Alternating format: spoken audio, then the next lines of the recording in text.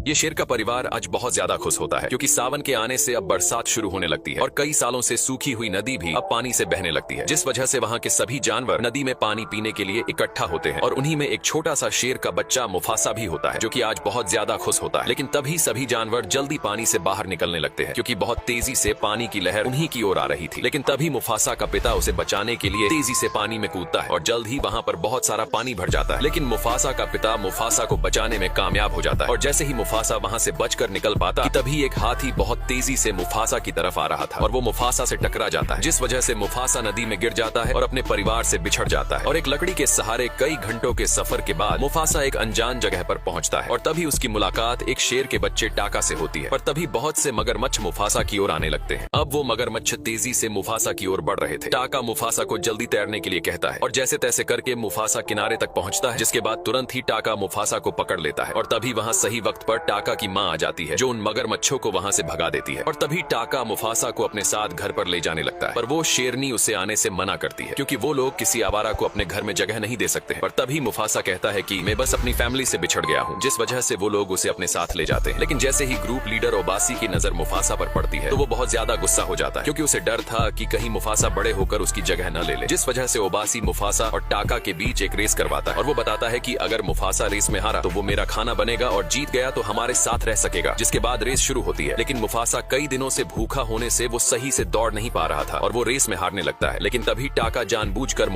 टाका मुफासा को उसके आगे जाने देता है क्योंकि टाका को एक भाई चाहिए था और तभी मुफासा रेस में जीत जाता है। ये देखकर ओबासी बहुत ज्यादा गुस्सा हो जाता है, लेकिन अब वादे के मुताबिक मुफासा उन्हीं के साथ रह सकता है। जिसके बाद मुफासा और टाका एक साथ खेलने के लिए जंगल की ओर निकल पड़ते हैं और अब जैसे जैसे वक्त बीत रहा था तो वैसे वैसे टाका और मुफासा भी अब बड़े हो चुके थे। वो लोग खूब मजे करते हैं, लेकिन अभी भी टाका का पिता मुफासा से नफरत किया करता है और टाका को उससे दूर रहने के लिए भी कहता है। और एक दिन जब मुफासा टाका की माँ के साथ शिकार पर जाता है तो टाका उन्हें छुप कर देख रहा था, लेकिन उन्हें ये नहीं पता था कि उन पर खतरा मंडरा रहा है। और तभी अचानक ये सफेद शेर हिरन पर हमला करते हैं, लेकिन बीच में शेरनी आ जाती है। मुफासा ये देखकर तुरंत उन्हीं की ओर भागता है और उन सफेद शेर के सामने खड़ा हो जाता है, लेकिन तभी शेरनी देखती है कि टाका डर के वहाँ से भाग गया था। मुफासा बिना डरे उन सफेद शेरों से लड़ रहा था, लेकिन तभी शेरनी पर सफेद शेर भारी पड़ने लगता है। ये देखकर तुरंत ही मुफासा उस सफेद शेर को धक्का मारकर शेरनी को बचा लेता है, जिस वजह से वो सफेद शेर मारा जाता है। जिसके बाद वो दोनों अकेले सफेद शेर को डराकर वहाँ से भगा देते हैं। जिसके बाद वो लोग घर की ओर निकलते हैं और तभी ओबासी उन्हें देखकर हैरान हो जाता है। शेरनी शेर को सारी बात बताती है और बताती है कि अगर आज मुफासा नहीं होता तो वो जिंदा नहीं होती। ये सुनकर ओबासी मुफासा का दिल से शुक्रिया अदा करता है और उसका कर्जदार हो जाता है। लेकिन तभी मुफासा उन्हें बताता है कि जल्द ही उन सफेद शेरों का हम पर हमला होने वाला है और अब यहाँ पर वो अकेला सफेद शेर अपने झुंड में पहुंचता है। लेकिन जैसे ही झुंड के लीडर को ये पता चलता है कि उसका बेटा एक शेर के हाथों मारा गया है तो वो उस बचे सफेद शेर को सजा के तौर पर मरवा देता है। लेकिन दूर से ओबासी का एक खबरी ये सब देख लेता है और तभी जल्दी से जाकर सारी बात अपने झुंड को बता देता है। ये सुनते ही ओबासी और शेरनी अपने शाही खून को बचाने के लिए मुफासा और टाका को नई जिंदगी के लिए उनसे दूर भेज देते हैं। लेकिन थोड़ी ही देर में वहाँ पर अब वो सफेद शेर का झुंड ओबासी के झुंड को चारों तरफ से घेर लेते हैं और तभी सफेद शेर कहता है कि अब से इस जंगल का एक ही राजा होगा और वो भी मैं। जिसके बाद वो सफेद शेर ओबासी के झुंड को कहता है कि आज तेरी मौत आ गई है और थोड़ी ही देर में सफेद शेर ओबासी और उसके साथियों को मार देते हैं। और अब यहाँ पर टाका और मुफासा को न चाहते हुए भी आगे बढ़ना पड़ रहा था और जिस बात का डर था वही हुआ। वो सफेद शेर मुफासा और टाका को ढूंढ ही लेते हैं क्योंकि वो लोग अपने खून का बदला लेना चाहते थे। लेकिन अब भागते हुए उनके सामने एक झरना आ जाता है, पर वो सफेद शेर मुफासा और टाका का वहाँ भी पीछा नहीं छोड़ते। लेकिन अब मुफासा और टाका के सामने दो रास्ते हैं, एक वो उन सफेद शेरों का सामना करे और दूसरा कि वो लोग झरने से नीचे कूद जाए। और वो लोग ऐसा ही करते हैं। मुफासा और टाका झरने से नीचे कूद जाते हैं और जल्दी से जाकर एक पेड़ की टहनी को पकड़ लेते हैं। लेकिन तभी वो सफेद शेर भी पानी में कूद जाते हैं, लेकिन उन्हें ये नहीं पता था कि पानी में मगरमच्छ भी है और तभी टहनी टूट जाती है और वो लोग पानी में बहने लगते हैं। उन सफेद शेर से बचते हुए टाका और मुफासा रात को एक जंगल में पहुंचते हैं, लेकिन जब वो दोनों आगे बढ़ रहे थे कि तभी उनकी मुलाकात एक अनजान शेरनी से होती है और उसके भी झुंड पर उन सफेद शेरों ने हमला किया था। पर वो शेरनी किसी तरह से बच गई थी और वो अपने लिए एक पक्षी जासूस भी रखती है जिसका नाम जाजू था। लेकिन तभी उन्हें कुछ अजीब आवाज सुनाई देती है। दरअसल यहाँ पेड़ पर रहे सभी बंदर इस अनोखे बंदर को वहाँ से चले जाने के लिए कहते हैं क्योंकि उन्हें वो एक श्रापित बंदर लग रहा था, जिस वजह से वो बंदर खुद ही वहाँ से चला जाता है। और तभी मुफासा उस बंदर को डराता है और उसे कहता है कि हम सब तुम्हें खा जाएंगे। लेकिन वो बंदर तो उन लोगों से जरा भी नहीं डर रहा था क्योंकि वो अपनी मंजिल की ओर जा रहा था। ये सुनते ही मुफासा भी उस बंदर की बातों का यकीन करने लगता है और उस बंदर के बताए रास्तों पर चलने का तय करता है। लेकिन वो बंदर सब लोगों की मन की बात जान लेता था, जिसके बाद वो लोग इन चट्टान के नीचे से चलने का तय करते हैं ताकि उनके पैरों के निशान पीछे न छूट जाए। लेकिन ये सफेद शेर महक से पता कर लेते हैं। मुफासा का झुंड जब घाटी के बीच से गुजर रहा था तो तभी टाका उस शेरनी को अपनी रानी बनाने का सोचता है क्योंकि टाका अब उसे पसंद करने लगा था। और तभी मुफासा टाका को बहुत से तरकीब बताता है और उस शेरनी की तारीफ करने के साथ उसकी सभी बातों को ध्यान से सुनने के लिए भी कहता है। मुफासा की ये तरकीब काम कर जाती है जिस वजह से शेरनी और टाका की अच्छी दोस्ती होने लगती है। लेकिन तभी घाटी खत्म होते ही उनके सामने बहुत सारे हाथी आ जाते हैं जो कि कहीं पर जा रहे थे। पर तभी जाजू उन्हें बताता है कि वो सफेद शेर यहाँ तक भी पहुंच चुके हैं। सफेद शेर काफी होशियारी से उन्हीं की ओर आ रहे थे और तभी मुफासा कहता है कि हम इन हाथियों की मदद लेंगे। लेकिन तभी वो शेरनी एक जबरदस्त तरकीब लगाती है। वो जल्दी से जाकर पेड़ पर लगे एक मधुमक्खी के छत्ते को नीचे उन हाथियों के बीच गिरा देती है जिस वजह से वहाँ पर हाथियों की भगदड़ होने लगती है। और तभी शेरनी पेड़ से नीचे हाथियों के बीच गिर जाती है। लेकिन तभी वो एक हाथी से टकराकर वहीं पर ही बेहोश हो जाती है। ये देखकर मुफासा तुरंत ही शेरनी की ओर भागता है और यहाँ टाका छुपा हुआ था। अब वो सफेद शेर जल्द ही मुफासा के झुंड के पास पहुंच जाता है। लेकिन हाथियों की भगदड़ में वो जरा भी नहीं टिक पा रहे थे और तभी मुफासा शेरनी को बचाने के लिए भागता है। लेकिन हाथियों के भगदड़ की वजह से वो सभी चट्टान टूटने लगते हैं जिस वजह से सफेद शेर का झुंड अब आगे नहीं जा सकता था। और अब मुफासा भी वक्त रहते उस शेरनी को भी बचा लेता है। लेकिन वो सफेद शेर दूसरे रास्ते के लिए निकल जाते हैं और तभी ये बंदर एक पेड़ की टहनी के साथ नीचे गिरता है जिस वजह से उसे एक नया हथियार मिल गया था। और अब थोड़ी ही देर बाद वो शेरनी होश में आ जाती है। लेकिन तभी मुफासा जानबूझकर कहता है कि तुम्हारी जान टाका ने बचाई है। ये सुनकर शेरनी टाका का धन्यवाद करती है जिसके थोड़ी ही देर बाद वो लोग अपने मंजिल की ओर फिर से चल पड़ते हैं। वो लोग सूरज की ओर बढ़ रहे थे लेकिन अभी भी मुफासा का अतीत उसे सपनों में परेशान किया करता था जिस वजह मुफासा रफीकी की मदद लेता है। रफीकी मुफासा को खुद पर भरोसा रखने के लिए कहता है जिसके बाद वो लोग आगे बढ़ने लगते हैं। लेकिन बर्फ में चलने के कारण उनके पैरों के निशान पीछे